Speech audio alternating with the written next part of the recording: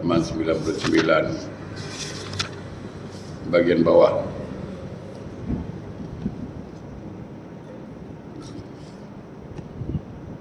As-Sa'bi meriwayatkan dari Umar radhiyallahu an, ia berkata bagian bawah, Inna Allah Ta'ala la yarhamu man la yarhamu wa la yaghfiru liman la yaghfiru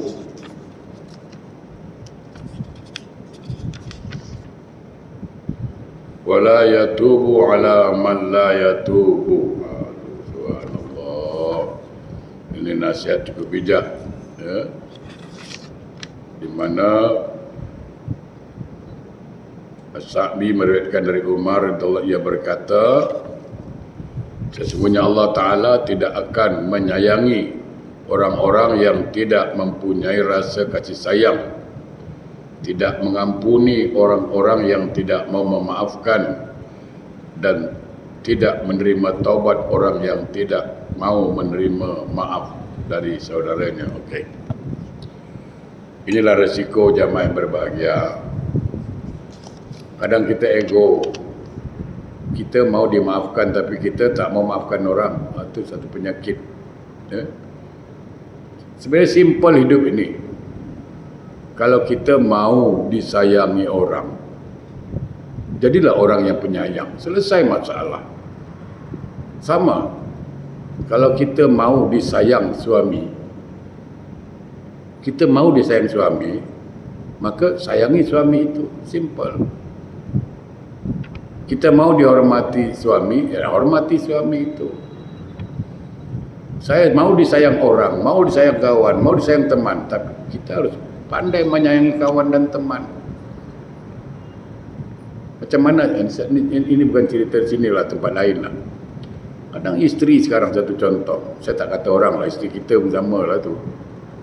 Kalau keluar tu bukan main lau, wah saya tengok, kalah artis lah.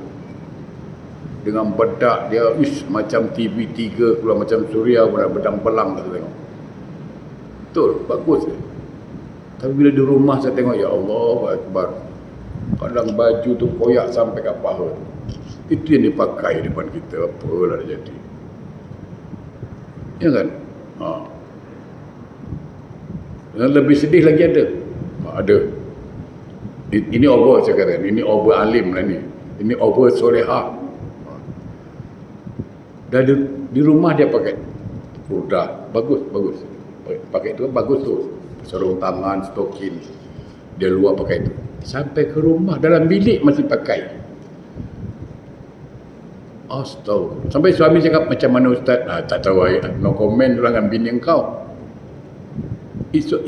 Ustaz yang ngadu dengan saya, Ustaz. Bini saya ni, Ustaz, ada tak surga ke-9? Dia cakap. Surga tu 8 pintu dia. Dia cakap, ada tak pintu ke-9? Kenapa? Mesti isteri aku dapat. Kalau ada surga 9 tingkat, yang ke-9 tu isteri aku punya. Kenapa Ustaz?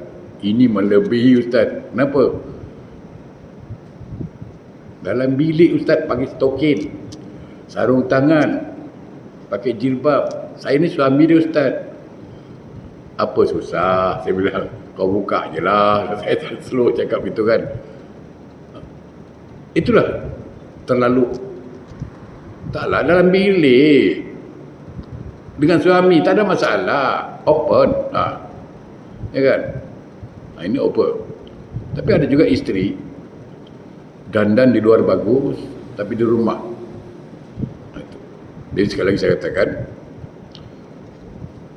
Allah tidak akan menyayangi orang kalau dalam hatinya tidak ada rasa sayang pada orang lain. Jadi kalau kita ingin disayang oleh Allah, ingin dicintai oleh Allah, maka sayangi orang, cintai orang. Dan orang yang layak dicintai dan disayangi itu siapa? Pertama sekali, mak bapak kita. Itu saya selalu sampaikan, mak bapak kita lah. Ya. Kita yang masih hidup, orang tua kita, bahagiakan dia. Bahagiakan dia. Jangan sampai mak bapak kita rindu dengan kita. Itu saya bilang. Dekat Singapura ni bukan jauh sangat, jalan-jalan pun jauh-jauh 1 jam sampai. Ni sampai mak cakap, mak rindu kau. Aduh, bilangan. Jangan sampai mak berkata aku rindu dengan kau. Datanglah, tak usah. Berapa jauh Singapura? Berapa luas Singapura ni? Tak luas. Ya. Orang yang patut dan layak sangat disayangi itu adalah kedua orang tua kita. Ustaz, kalau dah meninggal macam mana Ustaz? Pertama, carilah kawan-kawan orang tua kita waktu hidup dulu. Siapa kawan dia waktu hidup yang betul-betul akrab. Pergi jumpa, silaturahim dengan dia. Bawalah entah apple ke, entah anggur, bawalah makanan sikit, kek ke, bawa. Bercerita tentang bagaimana mak saya dulu.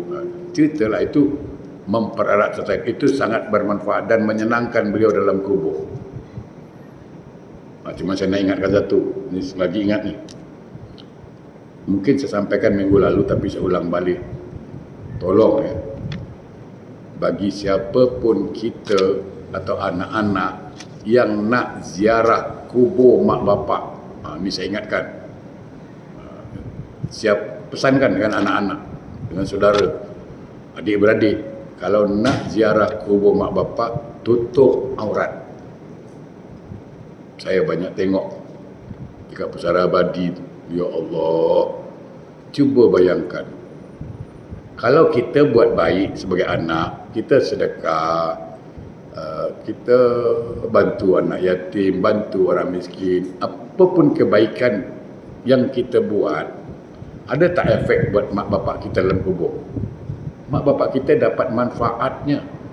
Kenapa? Kerana anaknya soleh. Betul? Bagaimana kalau anaknya buat jahat? Ada tak efek dengan mak bapak? Ada.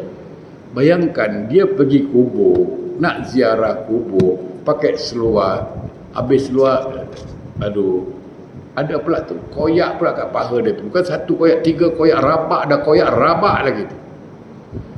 Macam mana tu? Kan ada pesen baru ni, tak tahu pesen mana tu, seluar jin kan, ada koyak-koyak tu. Dulu zaman saya dulu, orang seluar koyak tu orang gila tu. Betul saudara. Zaman saya dulu kalau orang pakai seluar koyak berani, orang gila. Sekarang pesen koyak rabak, bukan 1 koyak, 2, 3 koyak, nampak auratnya, nampak. Rambut tak tutup. Bayangkan, sampai di kubur bukan dia baca Quran, bukan dia doa, dia cabut rumput, bersih-bersihkan aja, siram air, dah tu balik, betul berbual.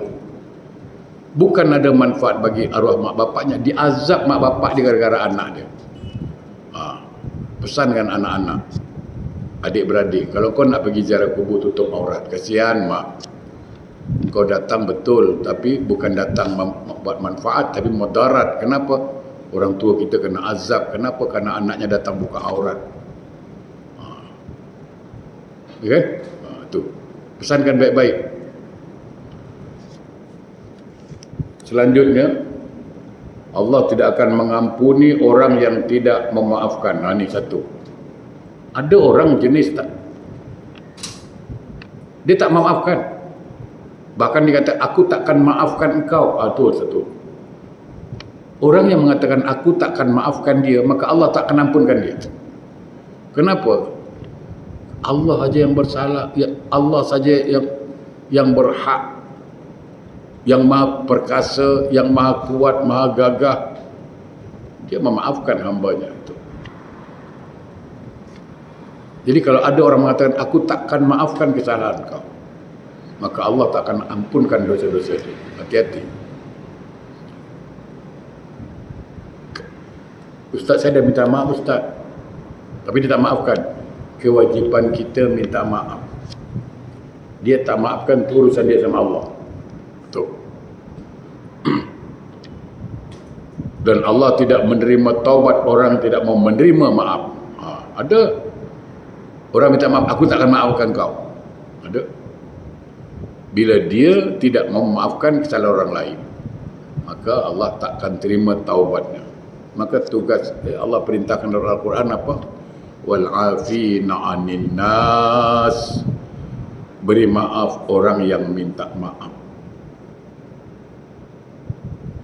Beri maaf orang yang minta maaf.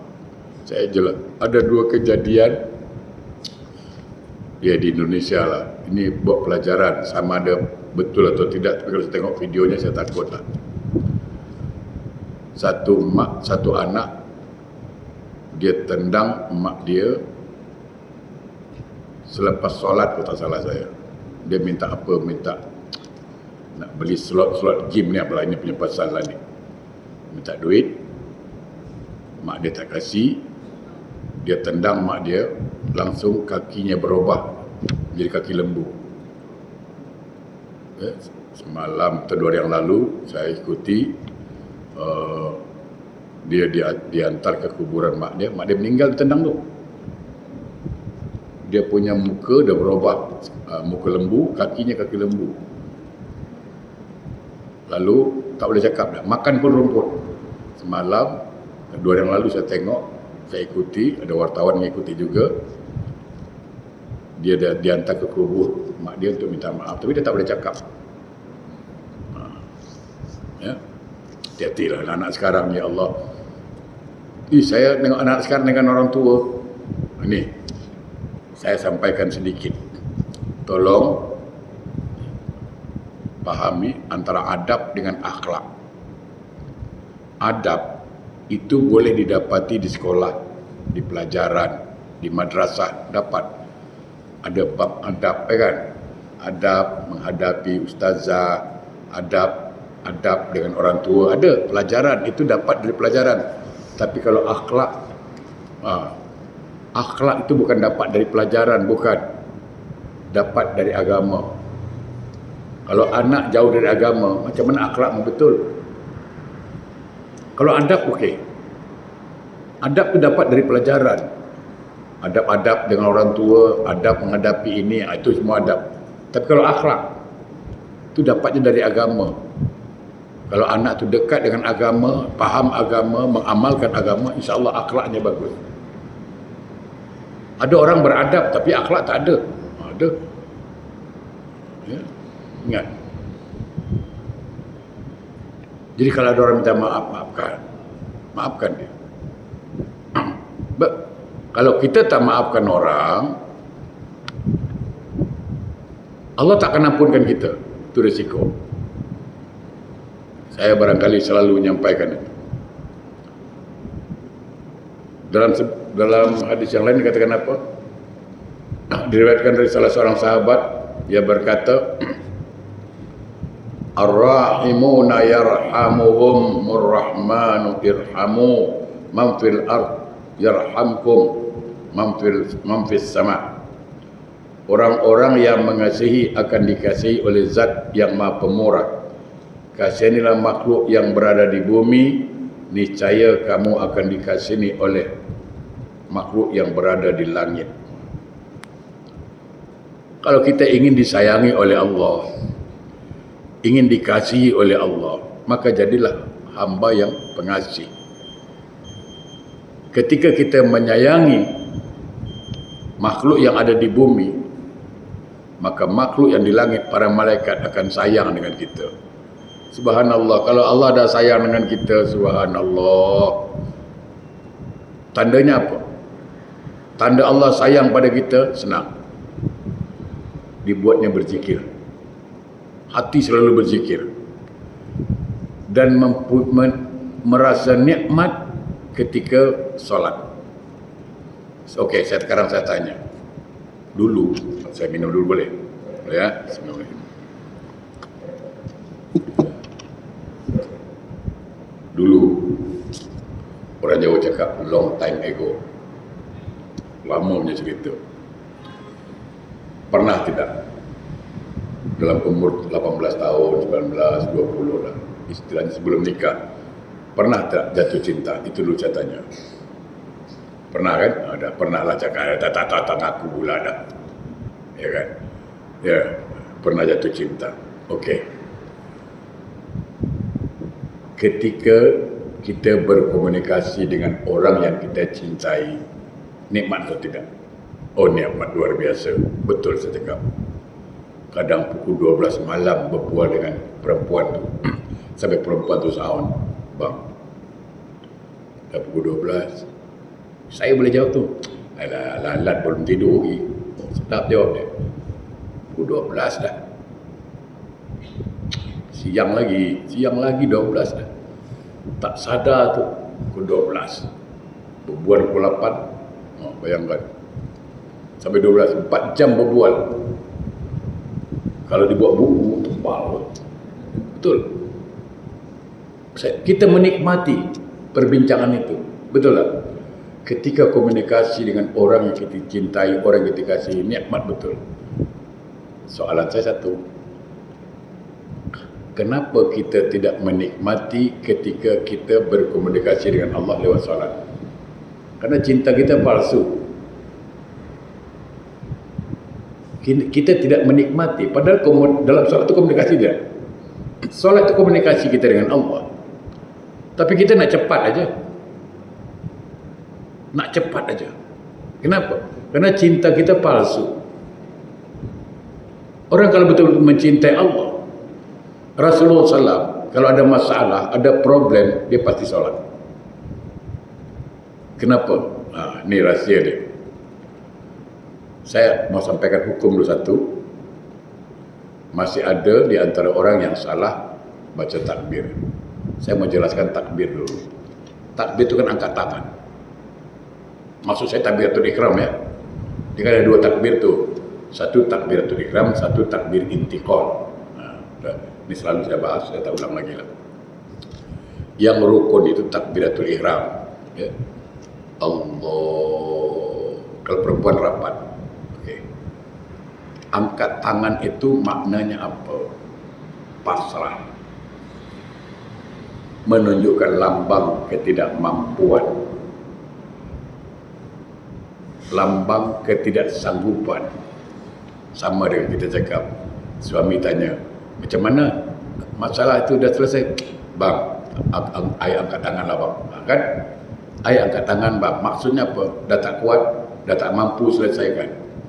Maka dia katakan, ayah angkat tangan, saya angkat tangan. Nah, ketika kita mengangkat tangan di depan Allah, itulah sebuah pengakuan yang tanpa suara bahwa kita sedang berkata dengan Allah, Allah, aku tidak kuat menghadapi takdirmu. Aku tidak sanggup dan tidak punya daya upaya untuk melawan kehendakmu. Andai kata engkau takdir aku mati hari ini pun aku tak kuat. Aku tak kuat menghadapi semua masalah hidup ini. Itulah makna dia, kita takbir. Nah, jadi ketika dia takbir, dia sudah menjelaskan bahwa ketidakmampuannya menghadapi masalah. Ketika dia bertawakal pada Allah, aku serahkan semua masalah pada engkau. Apa kata Allah dalam Al-Quran? Cuman ayat itu kita jadikan ayat 1000 dinar, ayat pembayar utang. Bukan. Apa ayatnya? Wa may yattaqillaha yaj'al lahu makhraja. Ada kan? Wa yarzuqhu min haitsu la yahtasib. Apa kata Allah? Barang siapa bertawakal kepadaku, berserah diri kepadaku, aku akan kasih dia jalan keluar yang dia tak tahu dari mana caranya. Terus saya takut. Terus saya fikir nanti Allah kasih jalan keluar. Kadang lewat teman, lewat sahabat, jumpa, dia cerita. Jadi ketika kita ada masalah, cepat Allah mengakui ketidakmampuan kita. Itu satu, lambang takbir. Yang kedua, jangan salah baca takbir. Ada yang baca takbir gini, Allahu Akbar, Allahu Akbar, hilang alif satu, batal itu. Jelaskan alifnya. Allahu Akbar. Jangan Allahu Akbar, Allahu Akbar pula. Dari alif mana? Jangan. Tuh, ingat. Jangan Allahu Akbar, Assalamualaikum, salam, Assalam. Masih salah. Banyak. Assalamualaikum, Assalamualaikum, Assalamualaikum. Jangan potong-potong lah. Tuh. Dan jangan panjang Akbar. Ada Allahu Akbar. Allahu Akbar, Allah Maha Besar. Allahu Akbar, Allah gendang-gendang. Macam mana? Sah nanti. Itu satu. Kedua. Yang ketiga, jangan bertakbir. Maksud saya takbiratul ihram. Jangan takbir kita sama, kalau solat berimam, jangan sama takbir kita dengan takbir imam. Waktunya. Selesaikan imam takbir. Ada banyak, laki-laki pun banyak. Imam takbir, Allah, itu jam berada takbir. Kata ikut imam bukan sama imam. Ada orang mengatakan haram itu, tak boleh. Pastikan tak selesai. Allahu Akbar, barulah takbir. Jangan sama-sama, tak boleh, batal. Batal solatnya.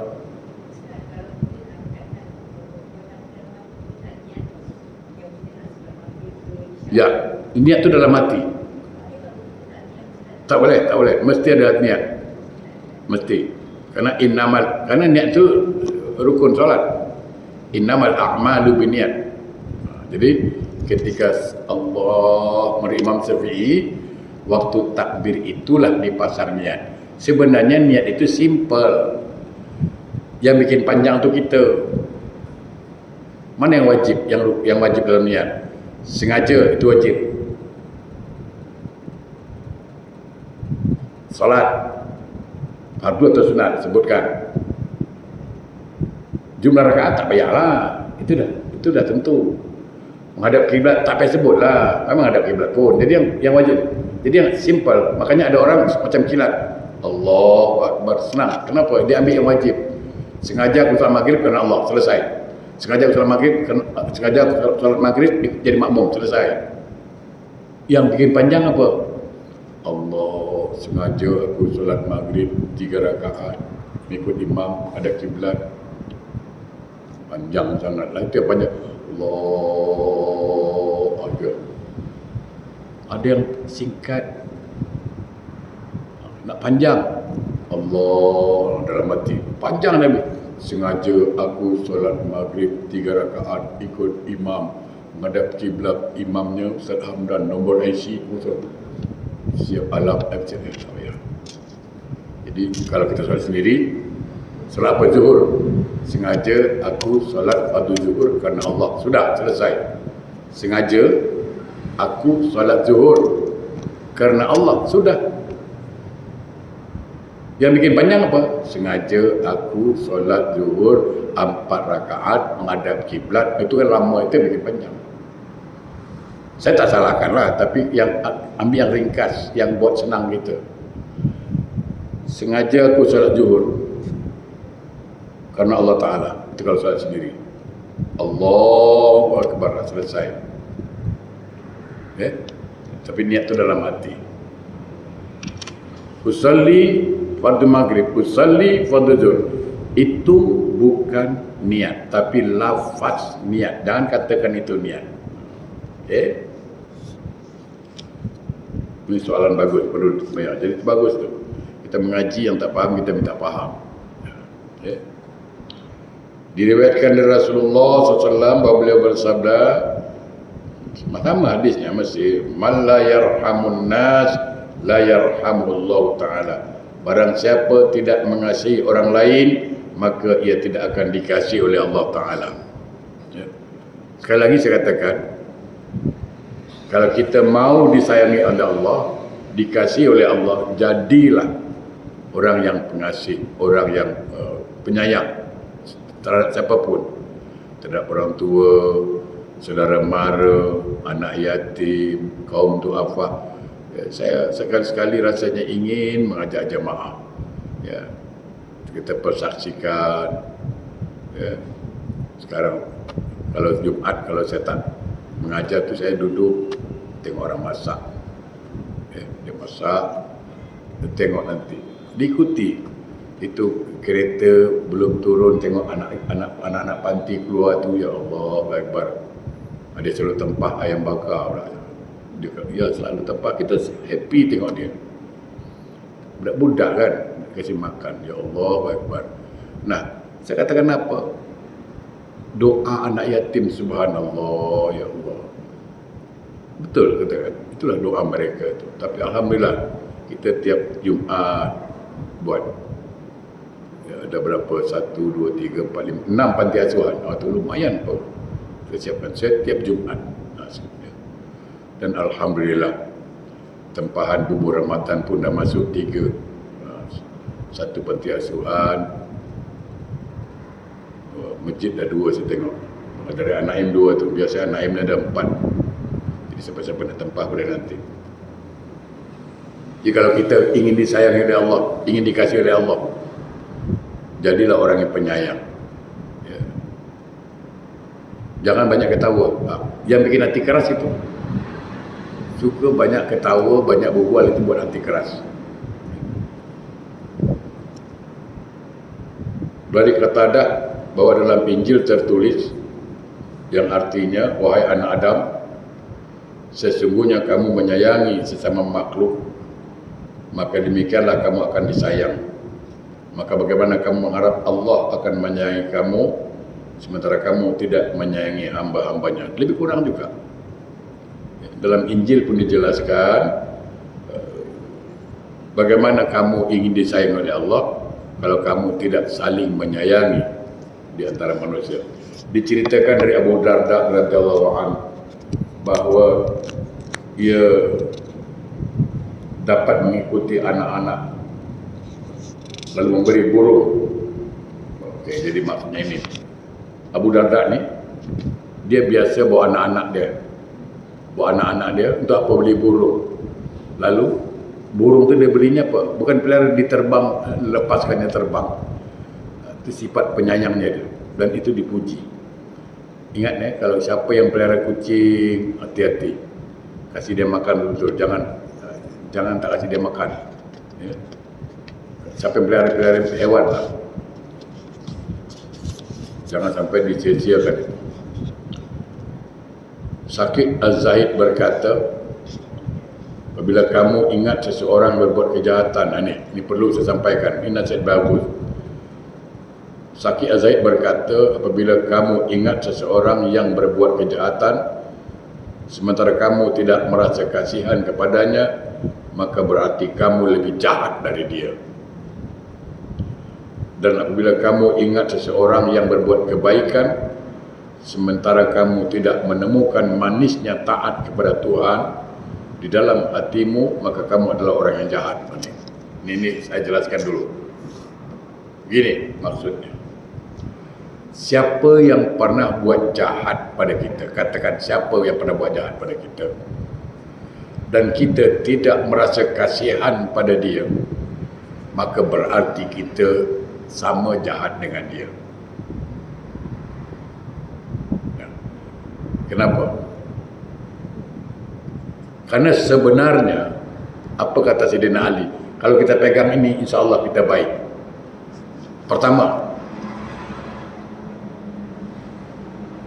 jangan pernah menganggap kita buat jahat sama orang. Tidak. Kita sebenarnya tidak pernah buat jahat sama orang, tapi berbuat jahat pada diri sendiri. Kenapa? Contoh, ini na'udzubillah min zalik, na'udzubillah min zalik. Katalah saya fitnah Haji Hamidah. Dia baik dengan saya fitnah dia. Menurut jamaah, semua orang kata saya buat jahat dengan dia. Itu kan pemikiran orang awam. Tak patutlah. Haji Hamidah baik dengan dia tu. Selalu derma, selalu ingat baik dia. Tapi ustaz sampai hati fitnah dia tu, jahat ustaz. Orang awam. Tak salah lah. Tapi saya mengatakan, saya bukan sedang berbuat jahat dengan Haji Hamidah, tapi sedang berbuat jahat pada diri saya. Kenapa? Ketika saya fitnah, yang dapat dosa siapa? Saya. Saya dapat dosa.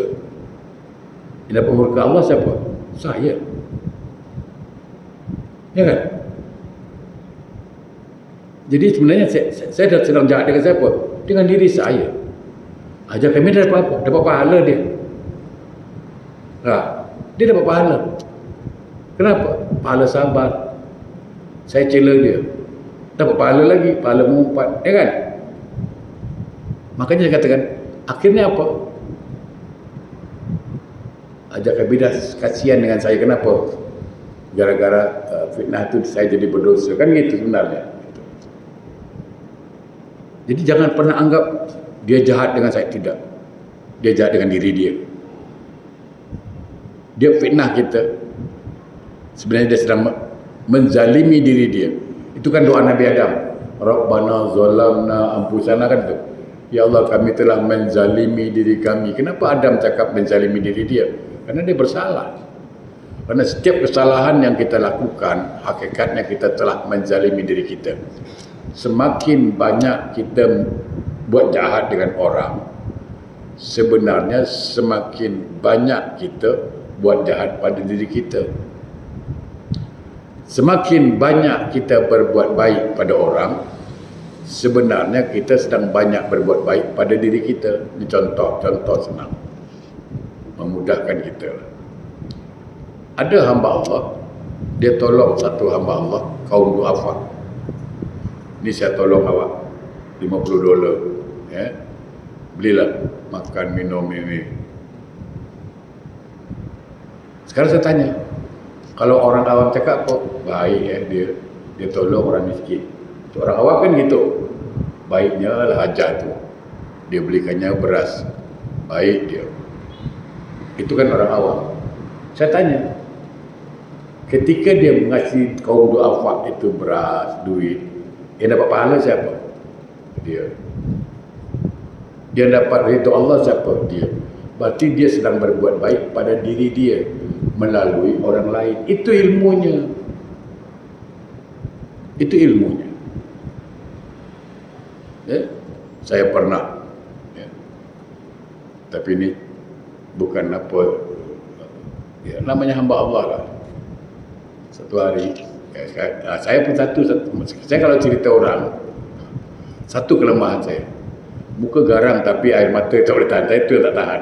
Belum cerita air mata dah, kerana saya terbayang. Jadi gini, satu hari saya duduk depan rumah.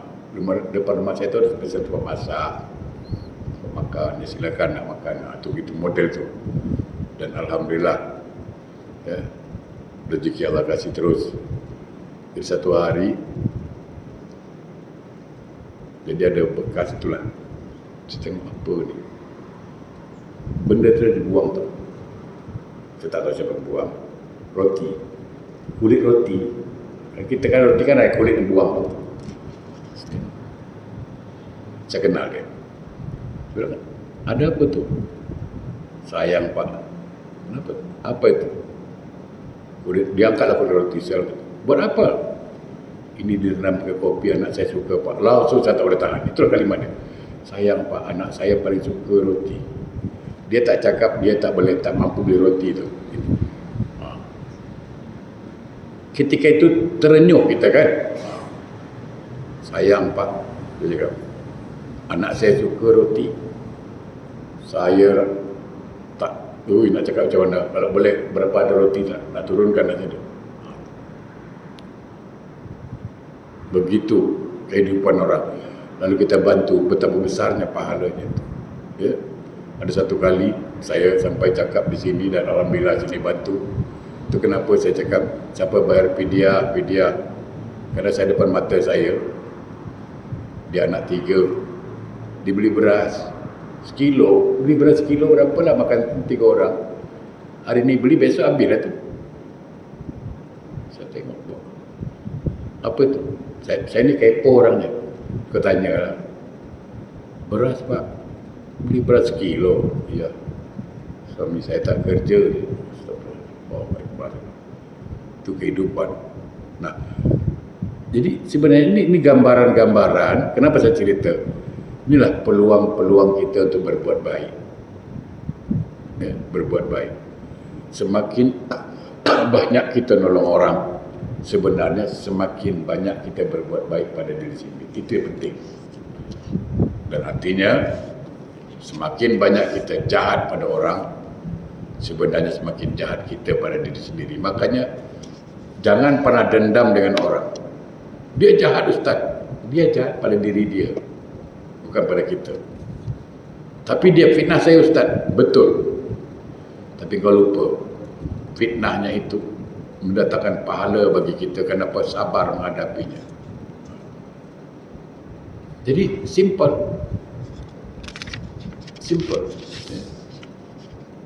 Terakhir,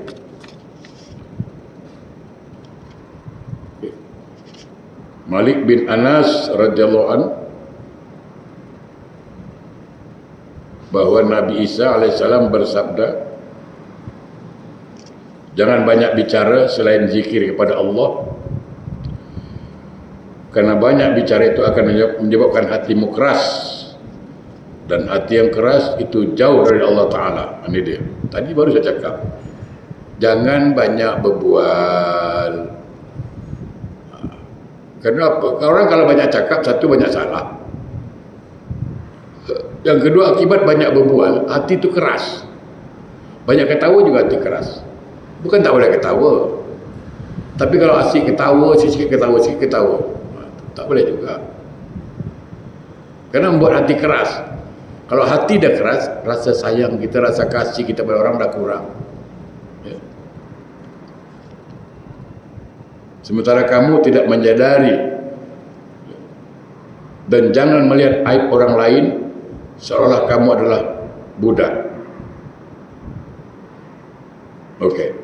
Dan jangan suka kita mencari atau melihat aib orang lain. Sebab kita ni tak terlepas dari aib juga. Sebagaimana dalam riwayat yang lain dikatakan apa? Barang siapa menutup aib saudaranya, maka Allah akan tutup aibnya di dunia dan di akhirat. Tapi siapa-siapa yang buka aib saudaranya, maka Allah akan buka aibnya nanti di akhirat. Nauzubillah. Yang pasti semua orang ada aib. Maka jangan sekali-sekali kita kepo dengan aib orang. Tak usah. Kerana aib kita masih ada. Jangan cerita aib orang, ya. Manusia itu ada dua macam, orang yang diuji dan orang yang sehat. Kasihanilah orang yang tertimpa musibah dan bersyukurlah kepada Allah atas kesehatan. Satu, bila ada orang tertimpa musibah, macam-macam musibah lah, kita turut sedih, turut berduka cita lah. Kalau kita melihat ada kawan, sahabat, keluarga tertimpa musibah. Ada orang tertimpa musibah, dia malah suka dia. Biar dia rasa, apa pula lah begitu, tidak. Dan bersyukur kerana Allah beri kesihatan. Jaga kesihatan itu baik-baik. Dan sebagai bukti rasa syukur, dia akan selalu taat kepada Allah Subhanahu wa ta'ala. Saya kira itu dulu, insyaAllah kita jumpa lagi Jumaat depan. Yang benar dari Allah, yang salah dari saya, insyaAllah.